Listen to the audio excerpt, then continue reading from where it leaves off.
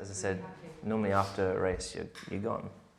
Yeah. So it's nice. Oh, I know. How do you feel? Exhausted? No, I feel pretty good. I mean, it was definitely a tough race. Yeah. But physically, it wasn't an issue. Like I've been training a lot, so my fitness level right now is really good. So I finished. I probably lost nearly 2 kilos. Wow, during the race. Yeah. That's yesterday. Incredible. And I want to do it. yeah, everyone says that. Everyone says that. But and then there's like a race that gets. There's a place like Malaysia. When we race in Malaysia, you lose 4 kilos in the race. Wow. So everyone's like, "Oh, I've got to be a Formula 1 driver.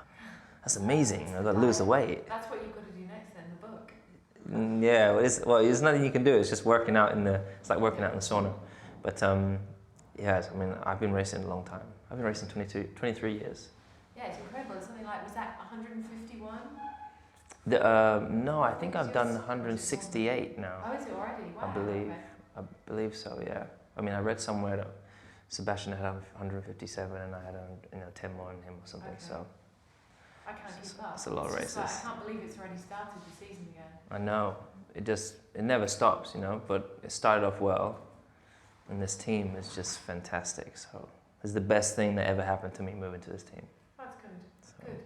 All right, cool. Well, hey, enough of that. Yeah, good. Enough of that and the cars. So look, I suppose what I want to talk to you really is because I'm coming from the whole Vogue perspective of meeting you and sure. You doing the sitting for us. So, I mean, one of the things that I wrote down on the way here was, most Formula One drivers are synonymous with like girls and champagne in their room, but not you. No, you've got a piano back at the hotel.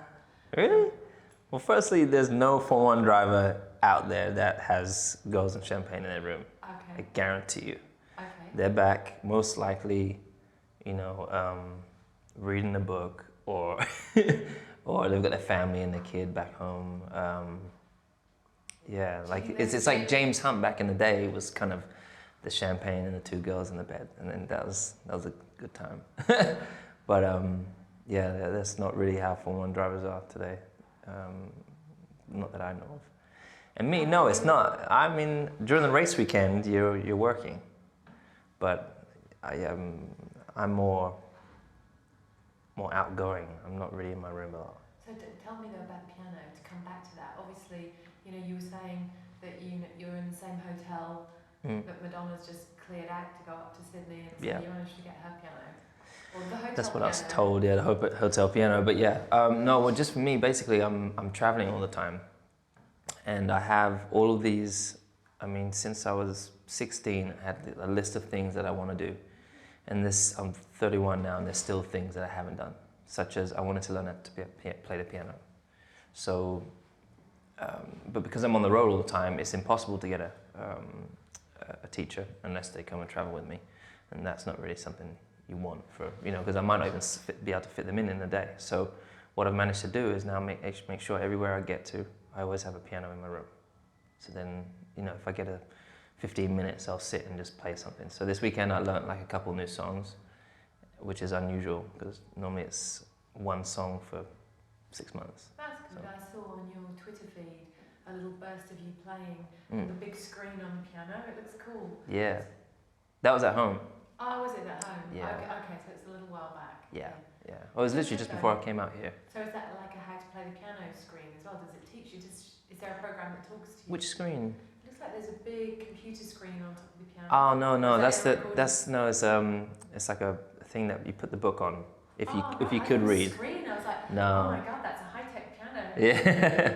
It looks kind of high-tech-ish, but no, it's when you have the booklet and you open up and you put it up there. But I don't know why I have it up because I actually know what it is if I've learned a song, I like to sing along as I write it. So but I need the lyrics, so I usually get an iPad and I get the lyrics up. And right, okay. It's kind of, but you don't get recording of that. Oh yeah.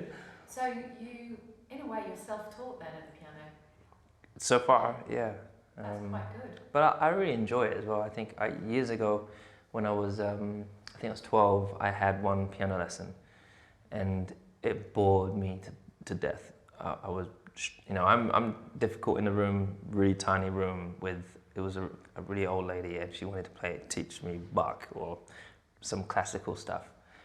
And you know, I was into hip hop and stuff, so it was really hard to swing out of that and learn the old ways. But so I like now that I'm not learning the traditional way. I'm just learning songs, and I'm never going to be a spectacular player, but as long as I can play something. Yeah, it's good. So do you have any kind of like favourite pianists that you listen to, or any piano music that you do love? To be honest, I could be anywhere. For example, sometimes you're on a plane, you know, when you board in a plane, they're playing something. Sometimes it's that, and I just record it, and then I try and see if I can learn it. Or it'll be songs, and it's from different genres, you know. I sometimes put my phone on, if I go to Spotify, for example, and I go on random to see what new songs are out, and sometimes you come across M83 has a piano song, or Sam Smith, or it could be a Kanye track, it could be a Kendrick track, who knows.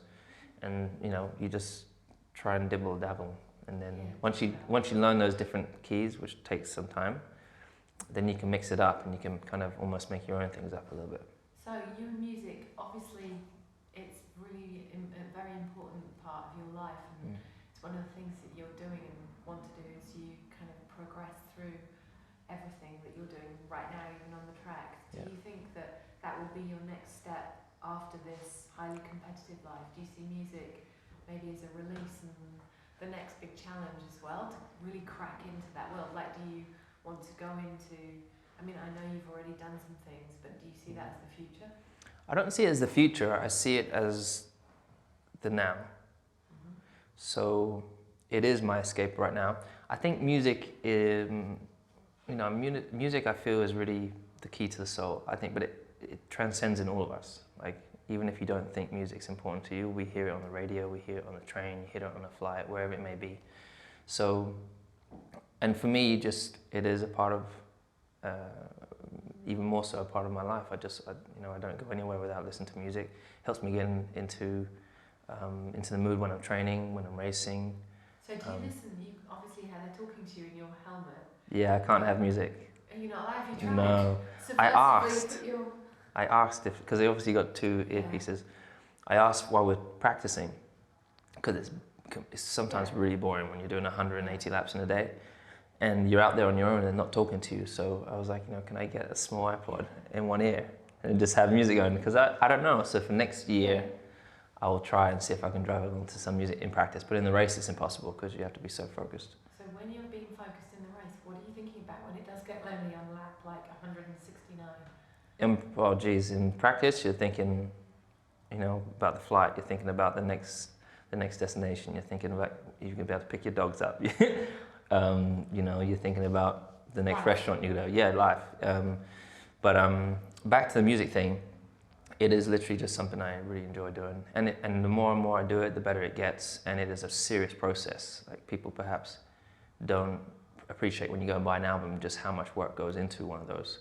So it's been a real experience, a real eye-opener to get involved in that and see the intricacies of it, see how different people work. You know, I sat and watched how Kanye works, and which is quite a privilege. And well, I've not worked with him, but I've just sat and watched him in the room, and he's just a genius. He's a genius. He just sits there and dissects all these. He's got such a great ear for all these different sounds. And he's like, I'll use that later on, put that aside, and I'll use that, and he chops it all up and comes out with one of the best albums perhaps he's done. So yeah, I heard The Life of Pablo going. Yeah, it's good, isn't it? It is very good. Best so far. Yeah, but it's not a career that I'm trying to think of after. Okay. If I was to ever do something with it, I would do it now. There's no reason why I couldn't do it now, but I don't have any plans at the moment. So are you writing lyrics as well? So you obviously are into rap, and it's obviously all about words. It's about poetry.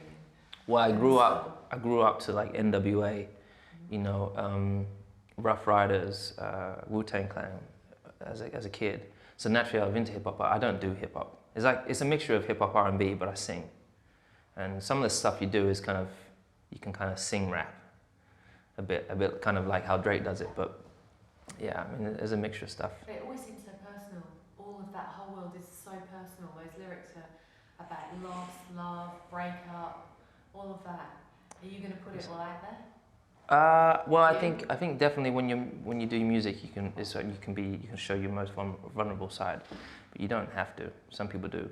what I have learned in this in the, being amongst the music industry of seeing different people who don't even write any of their stuff, just stuff sent to them, written by some great people in the background, but they just project it. They make it come alive, which is different to someone like Adele, or Sam Smith does a lot of his stuff as well.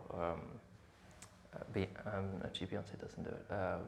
Like Justin Timberlake, but they also sometimes co-write with great writers.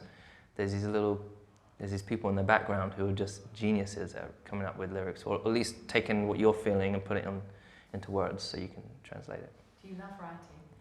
I do, but it's a long process. But good though. Yeah. Rewarding. When you get it right. Yeah.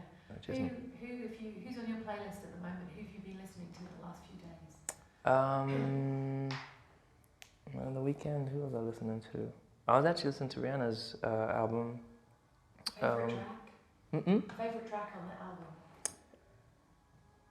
album? Well, I've heard the original Work, which was written by Party Next Door, and that was my favourite.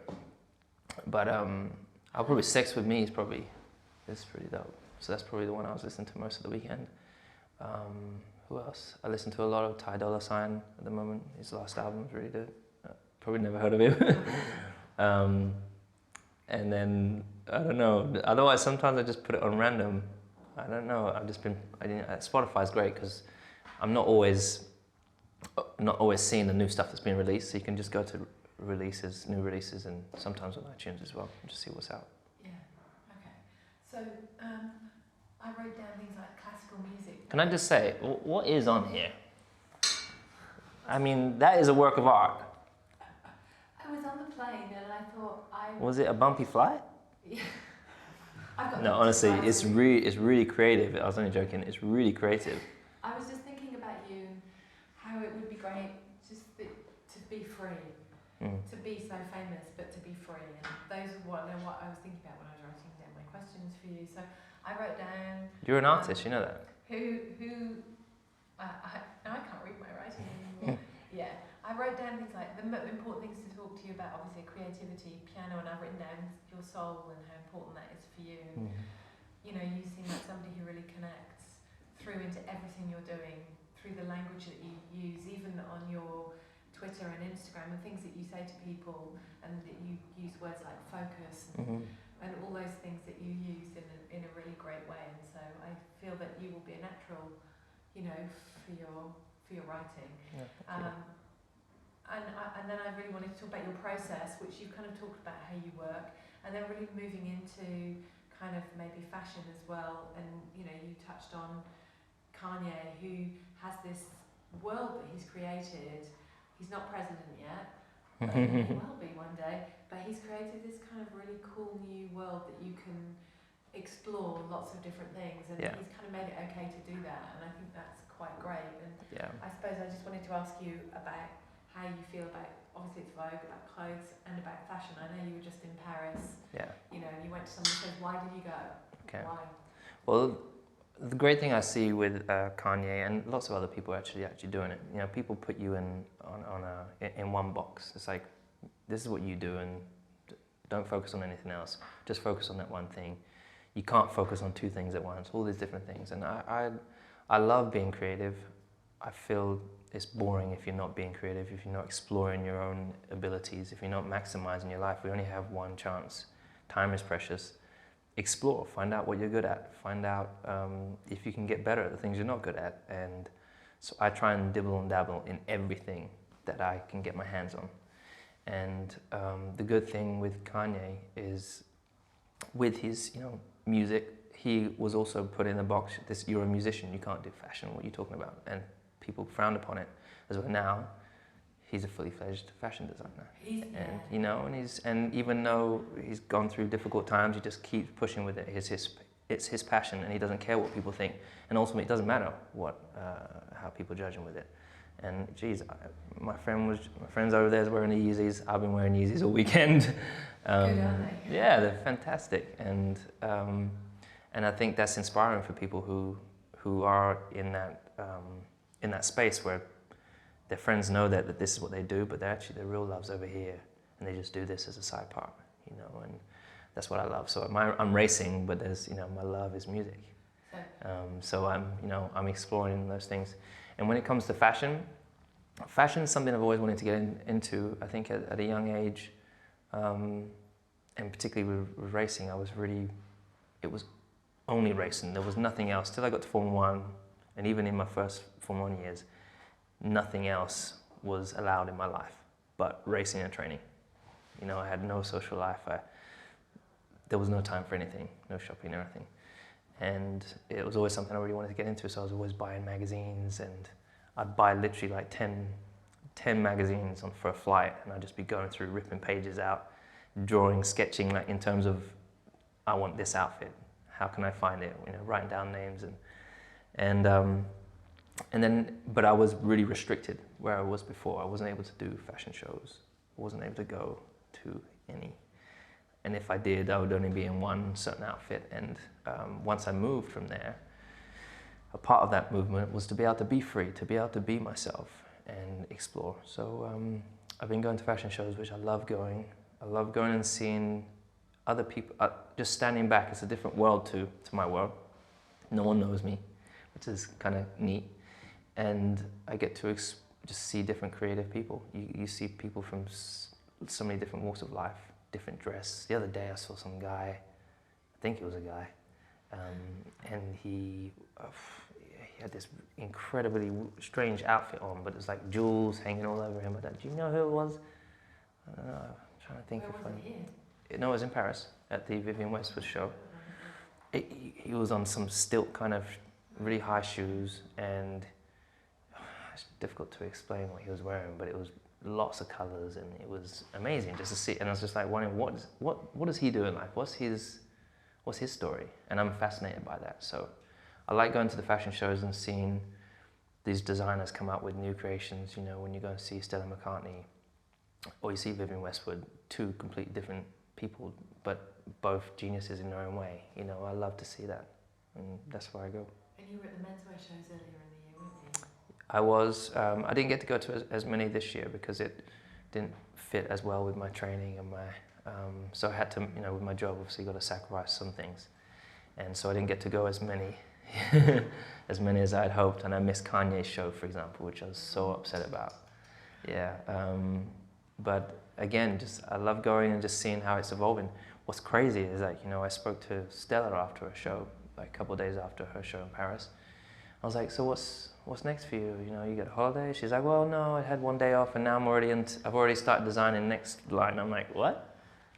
So it's an unbelievable, yeah, it's unbelievable, the process, you know, they're already going to the next block, and yeah. Yeah, it's like you never really stopped. You're already going on, you know, this is the True. first race, and Yeah. you go for such a long time. Definitely, but when I was racing in until I started going to these shows, I didn't know that this whole other world was doing this. You know, I'd seen, you see a picture of a catwalk show, but I had no comprehension of the way the system worked, you know, and now I'm just blown away by it, and I'm kind of teased by it, like, I kind of like it, so I want to get involved somehow at one stage. That's cool. Okay, so...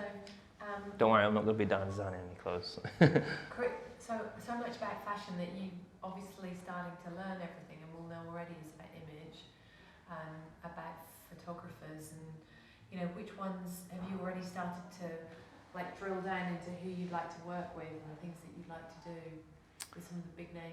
Honestly, I haven't. No, to be honest, at the moment, it's kind of, I'm open to working with everyone, and in every opportunity I get, I just try to really be as fluid and free as possible. Because, you know, sometimes you arrive at a set, and sometimes they're totally cool, they don't even know who you are. Sometimes they do, and they're cautious, they don't know what to say.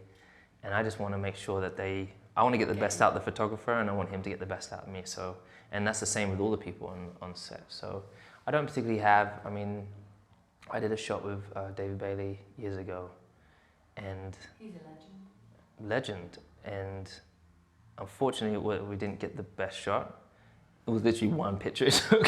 I was like, yeah, that was not the one. He's notoriously difficult to work with though. No, but he wasn't difficult at all. He was Okay. incredibly nice. But he comes and grabs my hand, holds my hand, and walks me over, and it was just an unusual thing. And at the time, I wish that he would shoot me now because I think we could get something really good.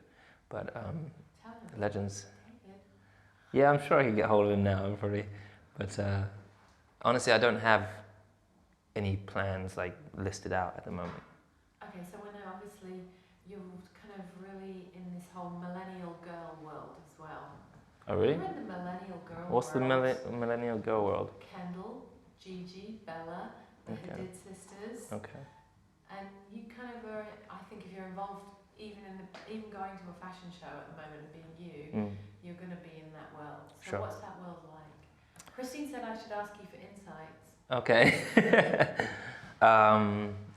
The great thing about fashion shows is there's, okay, maybe not so much on Men's Fashion Week, but on Women's Fashion Week, there's just the most beautiful women all over the place and dressed to the best. Yeah, I mean, I've been, naturally, in the way I move in all these different places, I get to meet lots of great people. So I know the Kardashians as well, lovely family, and I met Gigi and that. And what happened is last year they happened to be at the Met Gala in Cannes, and my race was the next couple of days, so they came out to the race and they had like the best cheerleaders. They said they were my cheerleaders for the weekend, which you can't really get better cheerleaders than that. Really So cool cheerleaders. yeah. And have you stayed friends? Absolutely, yeah. And we see each other whenever we can, but all of us have such busy, hectic schedules. Kendall works incredibly hard. She's always working. Same with Gigi. Generally with all of them. Ultimately, people see pictures of all these people in magazines and are fascinated by them, but ultimately they're all just human beings, just normal people that do normal stuff and fart and laugh and love going out and partying and whatever it is, but they're very much free spirits. Yeah, that's cool, isn't it? It comes across as, maybe that's one thing that is about this whole group at the moment, that there's a freedom that's definitely happening in fashion. Yeah. Even to come, that sense of freedom is coming even into menswear, even in the clothes that you've chosen today. Definitely. They're much more expressive than they were. I mean, Yeah. God, even maybe a year ago, before the whole Gucci effect of Alessandro Michele going in there to that house, it would have been suits maybe there. Definitely. Nothing. I agree with that. And the embroidery and It at some points it's going too far because some dudes are starting to wear women's stuff like. Would you wear blouse? No, blouse. I guarantee you none of the dudes in here would either. So, but no, I went to the Vivienne Westwood show and I found it just wacky and fun, but seeing guys walk around in the high heels and kind of the dress stuff, I was kind of a bit like stand back, just like wow. But I do like that creative, abstract, something completely different. It's different to all the other shows. Yeah, I suppose it's challenging. Yeah. Perceptions, isn't it? Yeah, if you did the same boring stuff that everyone else, the same thing as someone else did, then there wouldn't be much excitement. So what do you think about social media? Those girls are so much part of that world. Do you see that what you're doing yourself on your channels is quite fleeting and ephemeral, or do you think you're laying down like long-term historical documents? Probably neither. I mean, I have like the smallest following compared to those girls and so many other people that have the most incredible following, like 60 million, 70 million followers, which is insane. That's only a few though, isn't it? I mean, No, you're but up to around like probably all up just under 10 million, I think. Yeah, but I think for me it's not about numbers though, is it? It isn't. Honestly, growing up in Stevenage, I never in a million years, I remember playing around the corner, my dad came and brought me my first helmet to try on and so it interrupted the football game and I never thought I never thought from then that I would have people arriving at the race or wherever it may be wanting to have a picture of me, just smiling because they happen to have seen me or wearing my cap or my flag or whatever it may be and so passionate about it. So I appreciate that more than you can imagine. So, and for me, it's a lot of energy I get from these people, So I have a very unique life as I guess we all do. But I love to be able to share it, and that's the great thing you have with social media. You can show every experience that you have, because you know one day it's all going to be gone. All this, the racing, the flying, I'm going to go back to a real simple life. Probably not in the country, but you know, I'll be walking my dogs somewhere. I'll be in one spot for most of the year. Right now, I'm never home. Okay, so home, is it Monaco? It is. Or is it LA? Or is it Stevenage? No, I mean, Monaco is currently my home, but in Monaco it's a stunning place, but there's not a great sense of community and family, and so I can't see myself living there for the rest of my life. Definitely a place that I'll continue to go to for the rest of my life, because it is beautiful, you know. And I love at the moment that you can go into the different countries. You can helicopter to Milan, or you can just drive 15 minutes and you're in Milan. You're in Italy. But why drive when you could helicopter? But I love being out in the States. I go there quite often. Naturally, when I go to the UK, I do feel at home. Obviously, that's where I grew up, and all my family's there.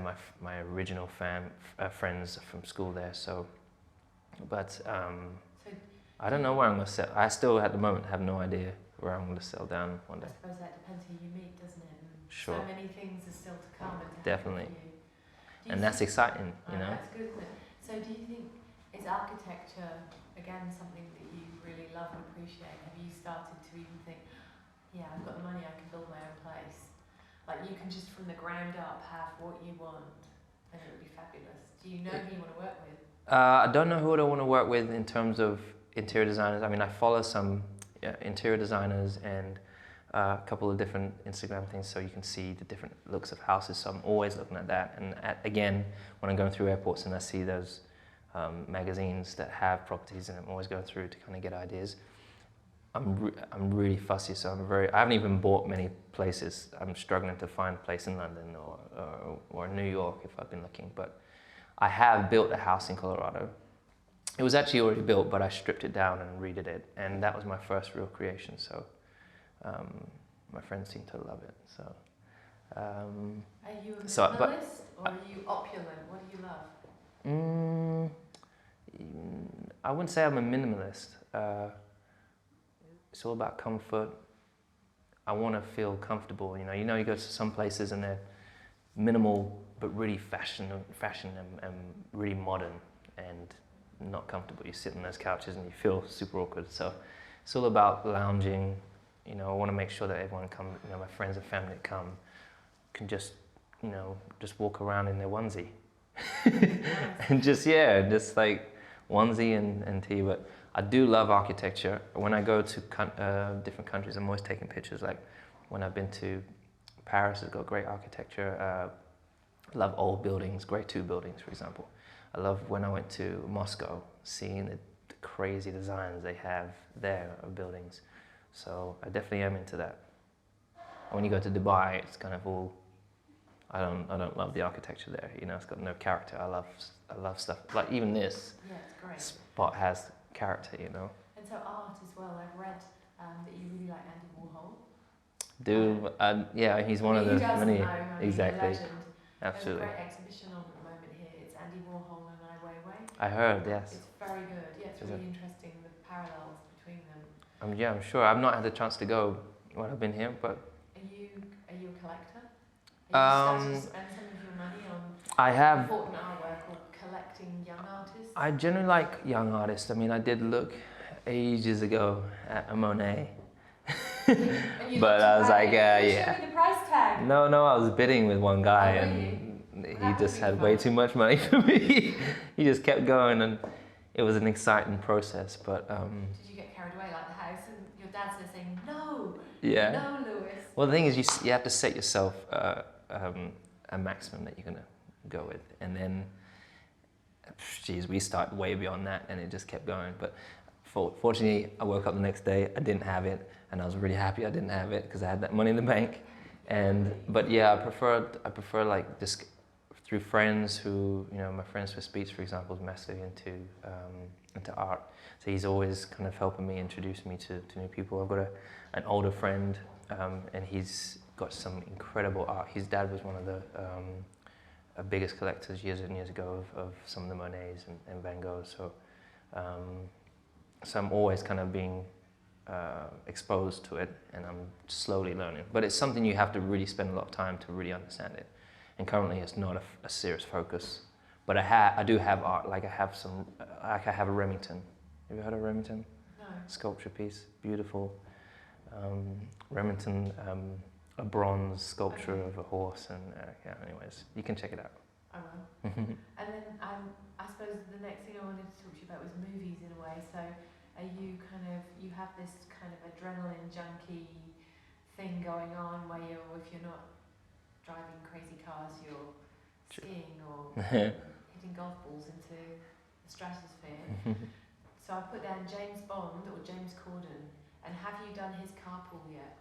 I haven't, because he doesn't want to do the carpool with me. I guess because I'm not a singer. I guess he has freaking Stevie Wonder and Elton John in the car with him, and then what's he gonna do with me? I can drive, but we have been on a track together, and we went around, and he was in the passenger seat. But no, I guess I gotta wait a while before we do the carpool.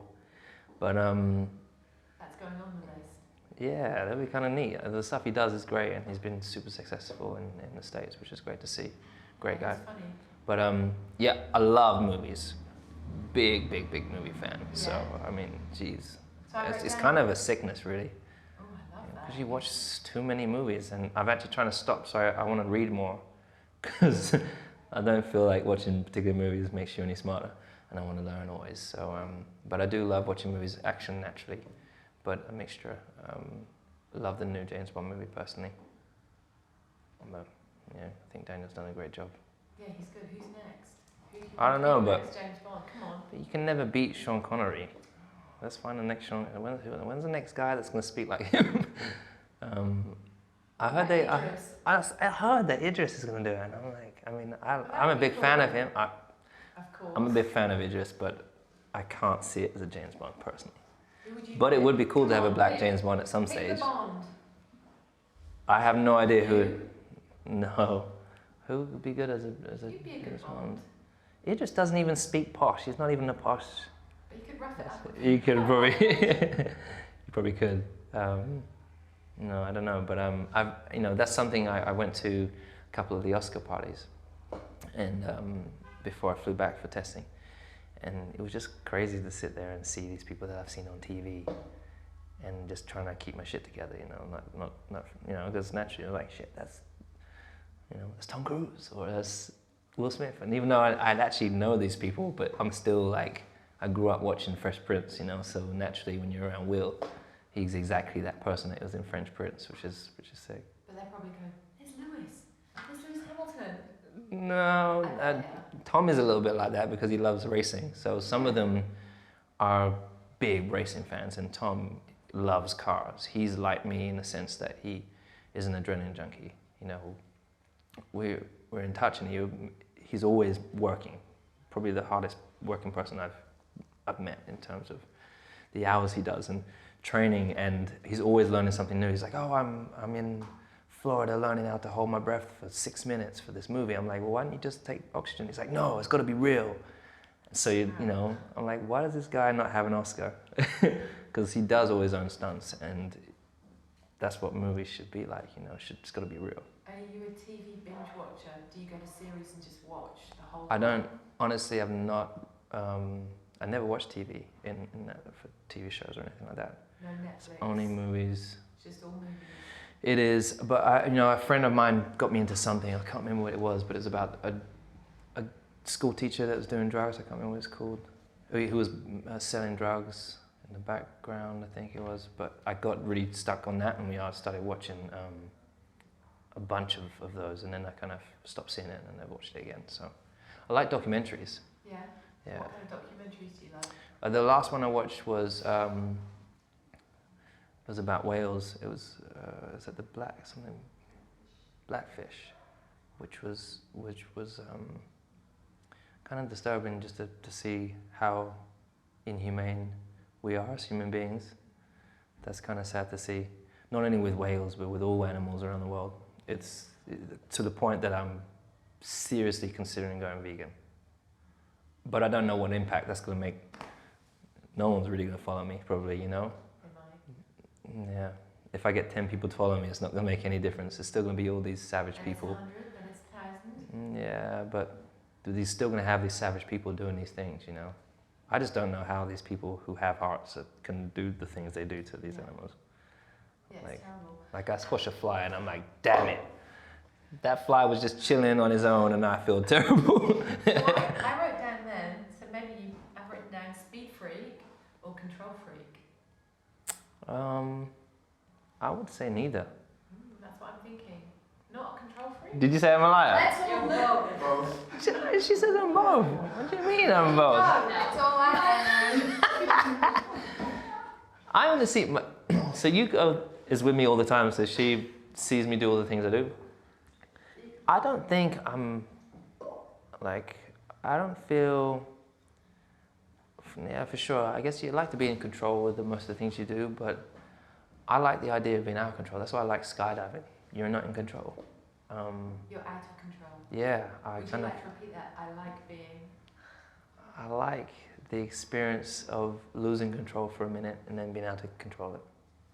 That's why I love racing, you know. It's not really about the speed that I love about racing. It's about being on the edge, and the edge of losing control. Because you have to go to the point that you lose control before you find the edge. You can't just drive around in control. You know what I mean? I've never done that, no. I did write my car off last year. I think I found the edge. Oh yeah, maybe. In a bad way. Yeah, well, that's why I love racing. So, and it's not just with that. It's if I drive a dune buggy, if I ride a motorbike, it's that thrill of losing control and not recovering from it, and the danger aspect of that. That's exciting. So if you take away the danger of our job, I think it gets to a point that's a little bit less exciting. So what's next for you? Mr. Lewis Hamilton. I think at the moment, naturally, my job. I just signed 3 years, so will continue doing my job for a while. But more fashion shows, maybe something in movies. I've done some cameos, but yeah, I won't go any more on that. But action. Coming back to James Bond. No, it's not. But I've had some acting lessons already, so let's see where it goes. And then my music probably. I would say it's racing, music, and fashion and movies. So that's the kind of order. The music, for example, I'm flying to Hong Kong tonight for the Art Basel, so I'm going to go and see all these great young artists. So I'm looking forward to that. And so maybe I'll come home with some more art at the end of the week. And then I'm going to Bahrain. And when I go to Bahrain, I'm preparing because I've got a race there. I get there on Thursday this week, and I'm there till the Monday after the race next week. But they built this recording studio for Michael Jackson. Years ago, Michael disappeared, and no one knew where he went. And he went to Bahrain, and they built him this beautiful studio. And then he left, and it's just sitting there. And I go and use it every time I go. So all week, you know, when I get there, I'll wake up, I'll train, do my vocal exercise. We might chill for lunch, and then I'll be in the studio probably from like 2 or 3 in the afternoon. And we're going to be writing mostly every day, all day. And on the race weekend, on Thursday, Friday, Saturday, Sunday, I work during the day, and then straight from the track, I drive to the studio because it's right near the track. And I'm there till probably midnight, go home, get some sleep, arrive back at the track and drive the next day. So that's what I love, having that balance. So is that like a kind of coming down from the adrenaline? It is, yeah, and it's because you're full of emotion. When you drive, it stresses you in ways you can't imagine. I saw your partner when he got out of the car on the footage, and he was shaking almost. You could see him almost. I mean, it was obviously such a big day yesterday, but it was that and I could see the 3 of you and the little cat thing. Yeah, but it was still funny. And but it was that you could really feel the energy of that moment of you all finishing and like what you'd all been through. Yeah. It's incredible. Yeah. You know, the sad thing about what we do is you and everyone else apart from us 23 drivers or 22 drivers will never know what it's like for us. And I wish which there isn't, but I just wish there was a way you could feel what we feel, because it's just the most exhilarating thing you can do. And it's not like basketball or football or tennis where you can go and get a racket or a ball and experience or feel like you're LeBron for a second, you know? You can't go out, you can go and go-kart, but you'll never be able to drive a Formula 1 car and feel the freaking speed, 220 miles an hour down the straight, braking at this last minute turning, and it's bumping, and you know, it's shaking like crazy. You've got the G-force, the compression in your stomach and your back and your glutes, and you know, as you turn, your body wants to go the other way. All these things that come into it, and also it's a fight. You know, starting when I was 8, we struggled like hell. We didn't have money. Dad had 4 jobs. The struggle against those who had a lot more money than us to still beat them and arrive there. That whole struggle, when I'm going through the race, I'm living with that. You know, so for sure, when I finish, depending on how I performed. Like yesterday, I was really proud of myself, you know, like I did my family proud, I did us, I stay with it. But sometimes you drop the ball and you mess up, and that's when you get emotional. You feel that you've, all those hard years of work, and you still fall. But that's a part of life. Yeah, for sure. 6th position, and then you suddenly 2nd. Yeah. There. Well, that's racing, yeah. Great comeback.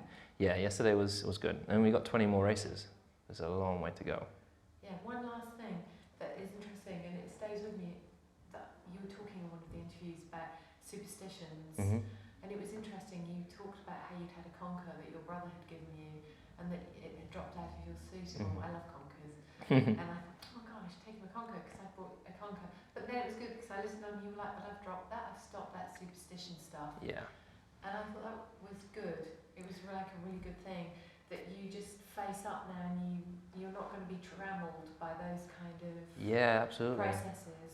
Well, that was as a kid, and I even see it today in even with, like, if I'm watching TV and I see tennis players. You ever seen tennis players and they bounce the ball exactly 3 times, and then they stop and they bounce another 3 times?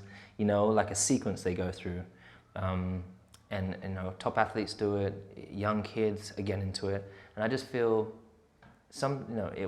everyone has to find their own way of getting to their goal.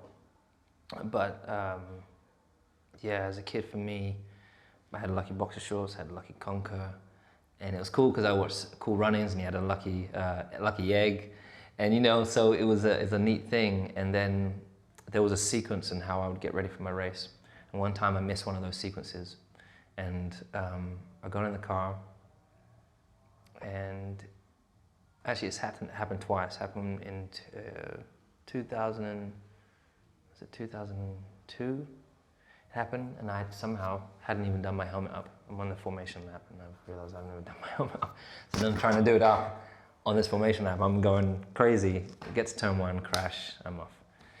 And at that time, I didn't realize that it was a part of that sequence, and superstition, all that kind of stuff. And then there was a big race I had again that I crashed. And it was for something else. And after that, I was like, I've got to wipe the slate clean, get rid of all those, because it's barriers, I guess, we put up to kind of protect ourselves from whatever it may be, but they're actually not really needed. You're flying free. I feel that you're very free, and you're just absolutely going for it. And then I drive better than ever, and I can have no. You'll be fine. Bye. See ya. Yeah, I feel good about it. It's not even having confidence. It's just I feel good within myself. I'm going to be training. I know I'm fit. I know how to drive. I've been doing it long enough, so I should know how to drive. And I know I'm going to go and give it everything I've got. And that's all you can ask for, is that you give it your best. If you half-assed it, then they should be upset. Cool. Cool. So nice to talk to you. And really you. Nice to meet you. Well, you know what? It's refreshing doing an interview with you, honestly, because, geez, I was just on the weekend, and these guys have been talking for the last 10 years. Man, it's boring. I know, and they all think they know how to drive like me, kind of thing, you know? Or they know what they're talking about, which they generally don't. But it's nice to talk differently about something, so thank you. It's just good to talk to you. Great jumper. I think you should keep the jumper. Yeah, well, I'm going to try and steal some stuff. I don't know if it's going to be possible. Yeah, definitely.